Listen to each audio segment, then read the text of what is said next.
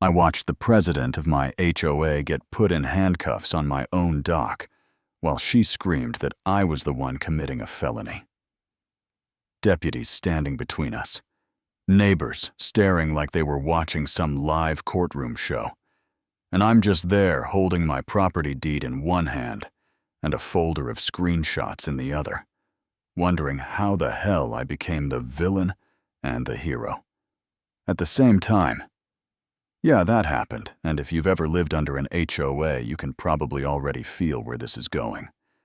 But let me take you back to how I got from quiet mornings on the lake to calling the sheriff on my own neighborhood. My name's Dan. I bought this little place at a community called Silver Ridge Landing because I wanted peace, not drama. I'm an investigative journalist by trade, the guy who spends way too much time reading court filings, digging through county websites, exposing city council nonsense. And when I found this house with a private dock on a calm little lake, I thought, all right, this is it. This is where I breathe. Drink coffee on the dock, maybe write a book and not chase corrupt people for a while. I figured the HOA would just be some emails about trash cans and Christmas lights. Annoying, but harmless. You know what I mean. For a while, it was exactly that. A couple of meetings about parking, some talk about landscaping, nothing wild. And then one Saturday morning at around 7 a.m., that idea died. I was half asleep in that fuzzy state where you're kind of dreaming and kind of listening. And I start hearing laughter, loud, sloppy laughter, clinking bottles, voices carrying across the water. At first I think, okay, someone's party ran late, but it keeps going. And I realize it's not coming from the street or a neighbor's yard. It's coming from the lake directly behind my house. I roll over, grab my phone. See 7:02 a.m., squint at the ceiling for a second, and think no way. This better not be what I think it is. I drag myself out of bed, walk to the big window that looks out over the lake, pull the blinds up, and my brain just stops. There are 6 people on my dock, not next to it, not walking past it, fully moved in, like they paid for a resort package. 3 folding chairs spread in a semicircle, a huge red cooler, a portable grill, already smoking one guy in the water, yelling like it's spring break. A woman in a neon pink bikini standing on the edge, taking selfies with the sunrise, and 2 kayaks tied neatly around my dock posts like they've owned the place for years. The only problem is, I have never seen these people in my life, and they are definitely not on the community dock. They are on my private dock. That's written into my deed, so now I'm awake. I throw on jeans and a hoodie. Step outside and walk down toward the water. Every step on those wooden planks sounds louder than it should, that hollow thud echoing up through my feet. And they don't even look up, they're laughing. Flipping burgers at 7 in the morning. Beer already open, and the smell of charcoal and cheap beer is drifting into the air. That's supposed to smell like pine and wet wood. I stop a few feet away, clear my throat, and finally, the guy at the grill turns around, spatula in hand, giving me this look like I just interrupted his all-inclusive vacation. The others slowly turn, too annoyed. Blank, no one says hi. Just waiting for me to explain why I've dared to exist. I say, "Morning, I'm Dan. I own this house and this dock. I'm gonna need you guys to pack up and head down to the community dock. This one's private property." I keep my voice calm, because I really do want this to be a 2-minute conversation. They apologize, they move. We all go back to our lives. That's what I hope for, anyway. Instead, the woman in pink bikini laughs, like full-on laughs in my face. "Nice try," she says, holding up her phone. "Linda said we could be here.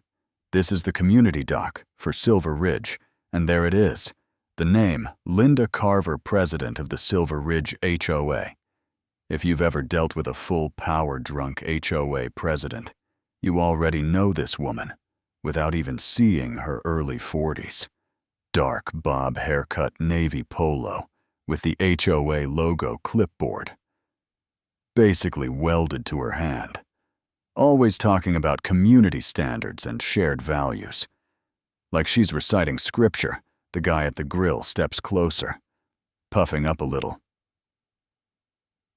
"We paid for dock access," he says, like he's daring me to argue. "Linda told us this dock was included. If you've got a problem, talk to her, not us." I feel my jaw clench. "Yeah, I do have a problem," I say, still trying to keep my tone level. "Because this dock right here is on my deed, and my survey is part of my lot, and you're on it without my permission." And right then, I hear footsteps on the gravel path behind me. I turn around, and of course, here she comes. Linda herself, walking down, like she's making an entrance in a movie. Navy HOA polo, perfectly pressed shorts, clipboard tucked under her arm. Big, bright smile plastered on, like stage makeup. Already sizing up the situation. "Good morning, neighbors," she calls out, all syrupy and cheerful. "What seems to be the problem here?" Then she looks straight at me. "Dan, I heard you were causing a bit of a stir. Everything okay? And I swear to you that tone alone is enough to make your blood pressure spike, talking to me like I'm a teenager throwing a fit because I lost Wi-Fi." I gesture toward the strangers on my dock. "The problem is pretty simple," I say. "These folks are on my private dock. Know them. They say you sent them here, and they need to leave." She tilts her head. Smiles the way you smile at a child who believes in monsters. "Oh, Dan, I think you're a little confused," she says. "The docks here are part of our shared community assets that's in the HOA guidelines. We adopted a dock access program. Remember? It's for the good of everyone." I pull out my phone, open. The Photos app, scroll to the scanned copy of my deed and survey map that I keep because, well, I'm me. And hold it up. That's interesting, because this document from Brookfield County says this dock is a permanent fixture of Lot 27, my lot, with no easements and no shared access, and no mention of the HOA having any say over it.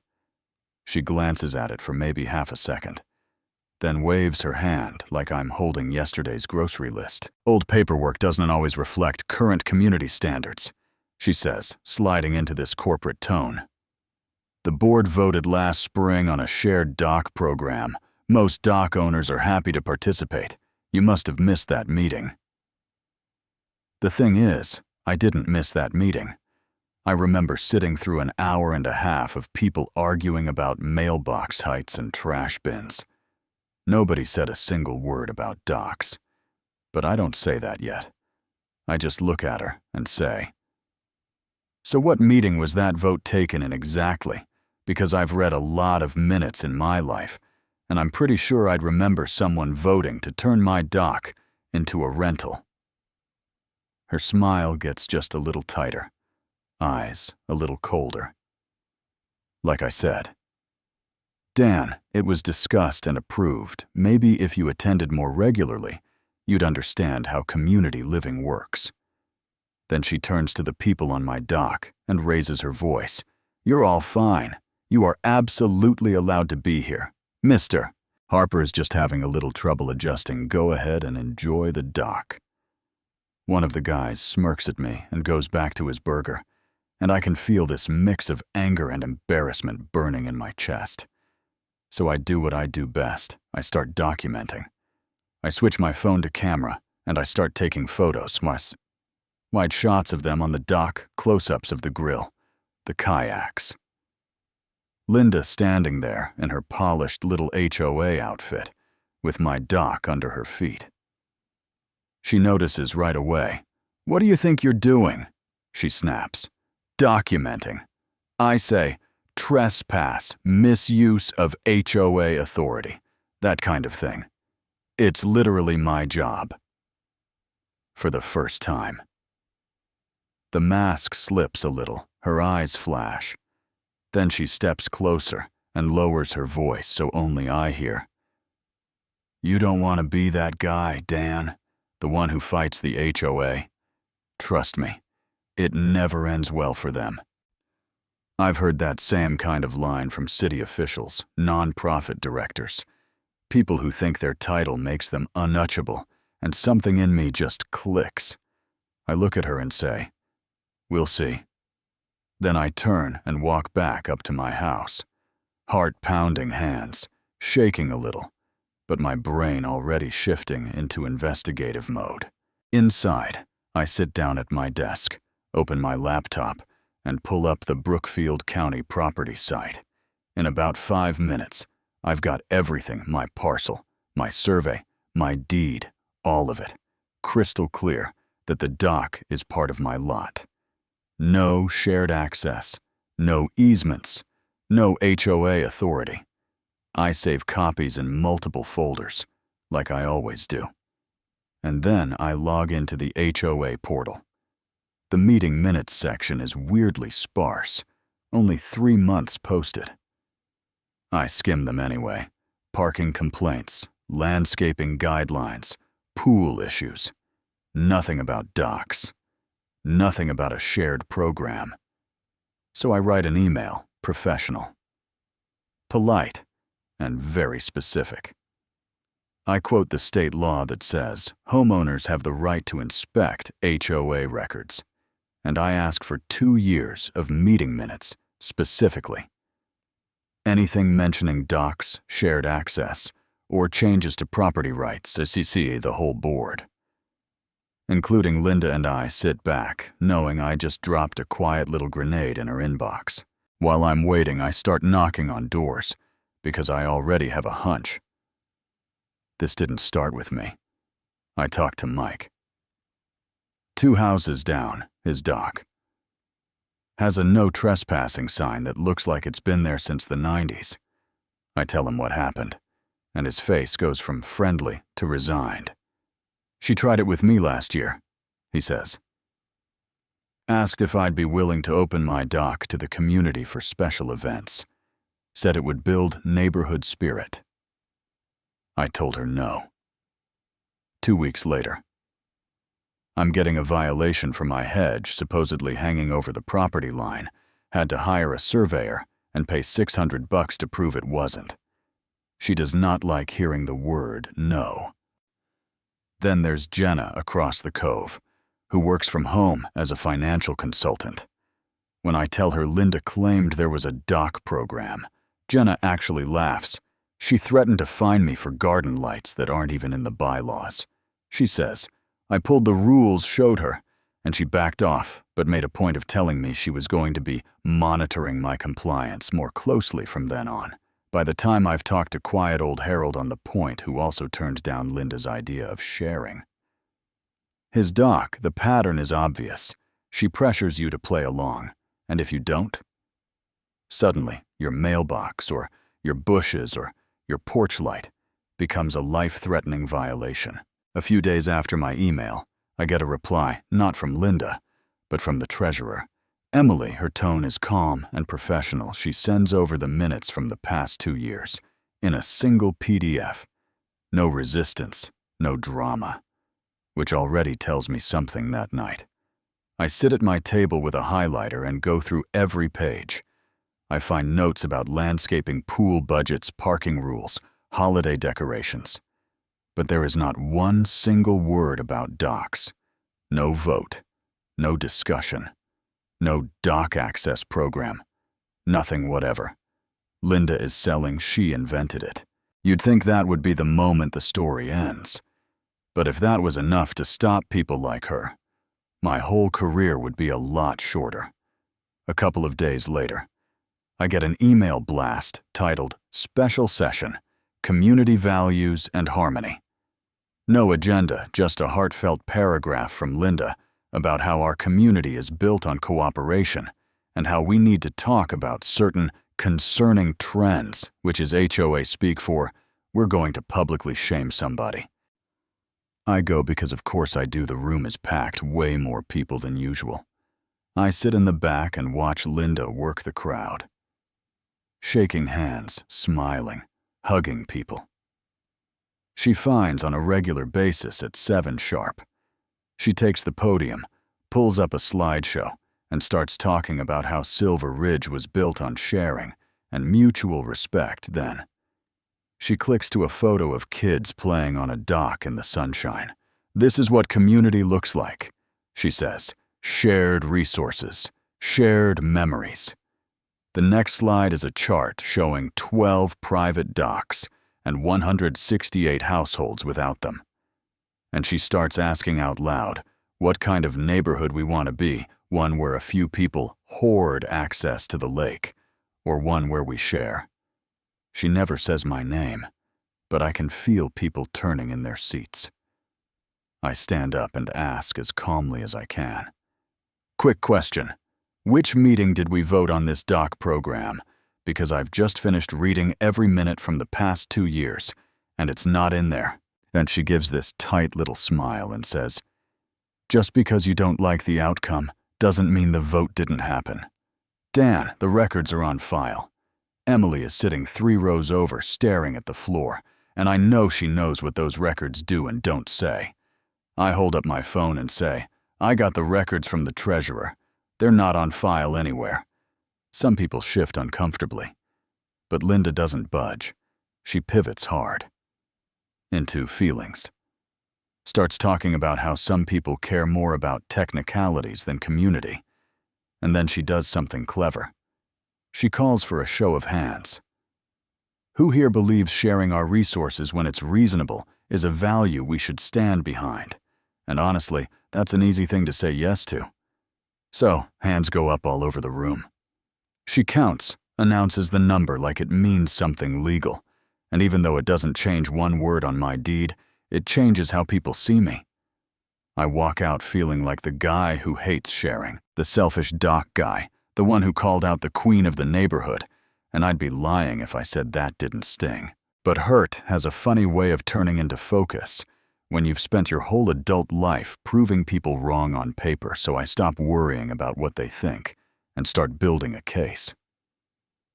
I install 2 more cameras aimed at my dock, capture every angle, every stranger, every kayak. Motion alerts and time-stamped clips. In 2 weeks, I've logged 18 separate trespassing incidents, groups, fishing, kids jumping off my dock, people with portable speakers and lawn chairs staying past dark. None of them asking permission. Then I go online, search the geotags around our lake, and sure enough, I find selfies taken on my dock and post. Literally says, huge thanks to Linda for hooking us up with a private dock at Silver Ridge, and tags a rental listing. I click it, and there it is, an ad on a vacation platform. Lakefront access at Silver Ridge includes private dock time, $50 a day. Host name, L. Carver. Photos of my dock and my neighbor's docks, like they're just community assets. I'm staring at my phone, thinking, all right. This isn't just an HOA overstepping anymore. This is a side business using my property as inventory. I send another record request to Emily this time for financials, income, and expense statements. Bank summaries she sends them, and buried in the numbers is a line that reads, facility rental income, $3,250 over 3 months. No explanation, no breakdown, nothing in the minutes, approving any facility rentals. I do some quick math at $50 a pop. That's about 60-something bookings. Then I line those dates up with my security footage and the social media posts, and they match. It's almost perfect. So now I have trespass, a rental listing, and unexplained income flowing through HOA accounts, all tied to the same scheme. At that point, even I know it's bigger than a stern email. I call Mike and Jenna and Harold. We meet at a coffee shop off the main road, and I lay everything out on the table. Jenna goes through the financials and just shakes her head. "This is not just shady," she says. "This is a clear breach of fiduciary duty. She's using HOA accounts to run an unauthorized rental business. We all agree, we're done playing nice." I start calling attorneys and end up in a conference room with a property rights lawyer. I bring a binder packed with everything: deeds, surveys, minutes, financials, screenshots, neighbor statements, the whole thing organized with tabs. He goes through it page by page and finally leans back. "You have an extremely strong case," he says. "We're looking at trespass fraud, possibly misappropriation of funds. We'll start with a cease and desist letter and see how she responds. But I'm warning you, people like this don't back down quietly. They tend to escalate when they feel cornered. Are you prepared for that?" And I think about how everyone looked at me at that meeting. How easy it would be to just shut up and let it go. And I hear myself say, "Yeah, I am." He sends the letter certified, spelling out every legal violation, demanding she stop using or renting any private docs, immediately requiring a written response. She signs for it on a Tuesday, and 2 hours later my phone rings. She doesn't even say hello, just jumps in. "How dare you threaten to sue the HOA?" she snaps, voice shaking with rage. "Do you have any idea how much damage you're doing to this community?" I tell her, "I'm not threatening the HOA. I'm asking her to stop sending strangers to my dock and charging them for it." She laughs, bitter and sharp. "You really think you're going to win this?" "Dan, I've been president for 8 years. I know every inch of this neighborhood, and I promise you, if you keep pushing this, I will find every single violation on your property and fine you until you can't breathe." I tell her she's welcome to inspect my place with my attorney present, and there's this small pause before she says, "You're going to regret this," and hangs up. 3 days later, she posts an announcement in the community Facebook group. Big, colorful banner, "Lakefront Appreciation Day, this Saturday, 2 p.m. All about celebrating our shared resources and coming together as neighbors. The map pin is dropped basically right on my property and my 2 allies' docks. She doesn't mention us. She just invites the whole neighborhood to come down and enjoy the lakefront. It's not hard to read the message she's sending. She's betting I won't have the guts to enforce what I've been saying when there are kids and coolers and music involved. I call the sheriff's non-emergency line again, explain the whole thing. Tell them there's a cease and desist letter, a property dispute, and a planned event on private land. They ask me to email the documents, then tell me they'll have units nearby, and that if I give a clear warning and people still refuse to leave, I should call. And they'll respond. I sit down with Mike and Jenna and Harold, and we make a plan, mark our property lines with bright private property signs. Record everything, give one calm warning, and then back away and let law enforcement handle it. Saturday shows up bright and warm, perfect weather for a neighborhood party, which somehow makes it worse by 1:30. There are families walking down to the lake with folding chairs, coolers, kids with floaties, music playing out of Bluetooth speakers. They spread out on our docks like they're public because, as far as they know, they are. Linda told them so. My stomach is tight. But I walk down to my property line anyway. Jenna and Mike do the same at 2 p.m. Sharp. Linda grabs a wireless mic, stands in the middle of it all in her HOA polo, and starts talking about how grateful she is for this community, how proud she is that we share our lakefront. All of it. I wait until she finishes her little speech, then raise my voice, not yelling, but loud enough to carry, "Hey everyone!" My name is Dan, this dock right here, and the next two are privately owned. They are not part of the community amenities. We've asked repeatedly for people not to use them, and we're asking again, please move down to the actual community. Dock by the playground. That one is open to everybody, these are not, and for a second it's just quiet. Then the backlash hits. Someone yells, "Are you serious?" Another person says, "It's a community event, man. Relax." A woman with a toddler on her hip shakes her head and says, "This is exactly why people shouldn't buy lake houses if they don't want to share." Linda steps in. Like it's her big scene, lifts the mic and says, "Everyone, it's okay." Mr. Harper is confused about community property rights. This is an HOA-sanctioned event, and you have every right to be here. If he continues to harass residents, we'll handle it through our conduct rules. And I can feel the crowd starting to turn, a couple of people muttering. Someone calls me unbelievable, and for a moment, I honestly feel like my feet are glued to the dock, like I could just shrug, walk back to the house, let it slide. But then I think about those 60 bookings, about the rental listing with my dock, in the photos, about the $600 Mike paid because he told her no, and about all the people who voted against me at that meeting because they only heard her side. And I know if I back down now, she wins for good. So I take out my phone and call the number the deputy gave me. "Hi, this is Dan Harper at Silver Ridge Landing. I say, I've got roughly 40 people on my private property. I've given them a clear warning and asked them to leave.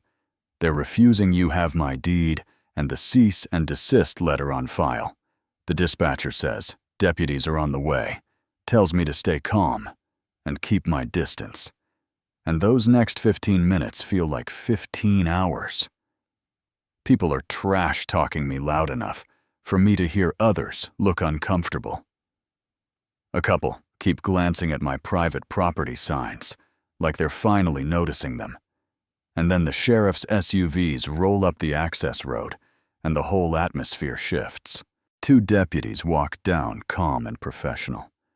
One of them finds me first. "You the homeowner?" he asks. I hand him the folder I brought with me. "Yes, sir. This is my deed. My survey, the cease and desist, and evidence that the HOA president has been renting out my dock without my permission." He flips through the documents, looks at the map, glances at the bright signs we put up, then walks over to Linda. "Ma'am, are you the one who organized this event?" he asks. She straightens up and says, "I am. I'm the president of the Silver Ridge HOA. This is community property. He's wasting your time." He shakes his head. "I've reviewed the property records."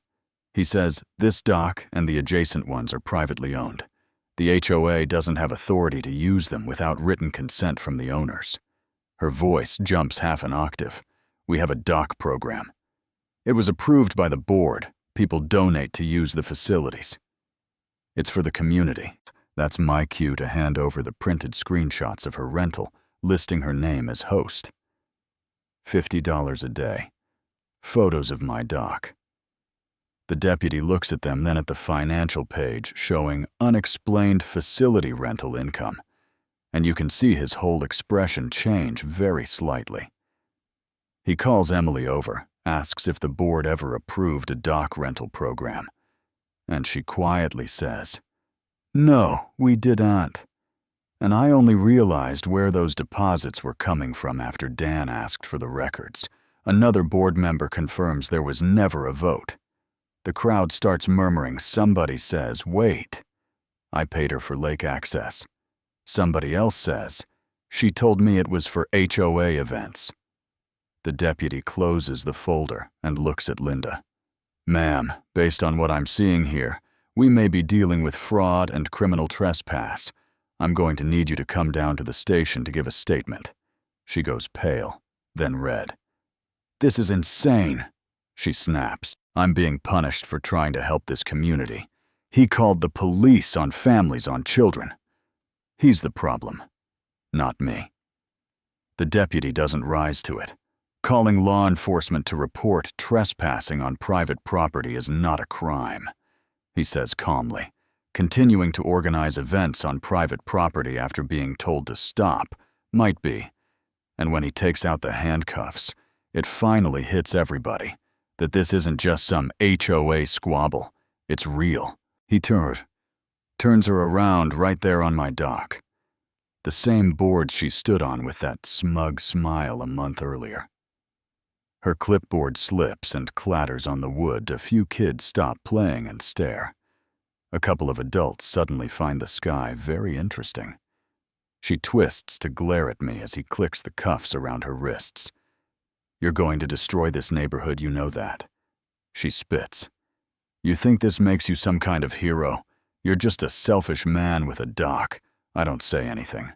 I'm too wired and too tired. At the same time, I just stand there with the railing under my hand, heart finally slowing down as she gets walked off my property, past the private property sign toward the patrol car, while people quietly fold their chairs and pack their coolers. A few of them stop to talk to me on their way out. One guy says, "Man, I'm sorry. She told us this was the community dock. I wouldn't have brought my kids here if I'd known." A woman with 2 little girls says, "She charged us for lake passes last month, said it was all official, and in the middle of the apologies and the awkward looks, there are still some eyes that say, without a word, that they think I went too far, that calling the sheriff on a sunny Saturday with kids around and burgers on the grill is worse than what she did. And that's the part that sticks with me even now, because it forces this question I want to throw to you too. Where do you draw the line between keeping the peace and letting people in power walk all over your rights? If someone with a title and a clipboard can lie, threaten, and make money off something you own, and the moment you stand up and say enough, you're suddenly the problem. What does that say about what we actually value? More comfort or justice, harmony or accountability? Because I'll be honest, being the bad guy in the group chat, the guy who called the cops on the neighborhood, that did not feel good. But watching her get walked off my dock in handcuffs, knowing I had every document, every timestamp, every screenshot to back it up, that felt like finally breathing after holding my breath for months. So that's my story. That's how my quiet lake house turned into a crime scene with an HOA president in the back of a squad car. I'm not asking you to call me a hero, I'm really not. I'm just asking what you would have done in my shoes. Was I right to draw that hard line and call the sheriff, or should I have let it go for the sake of neighborhood peace? Tell me what you honestly think in the comments. Share if you've ever been burned by an HOA or a boss, or a neighbor hiding behind community while they abused power. And if you think stories like this need to be heard, so people aren't scared to stand up for themselves, hit like, subscribe, and send this to that one friend who's always in a fight with their HOA. I'll be reading what you say, especially if you think I was wrong. Because that debate right there is exactly the kind of conversation this whole mess was always really about.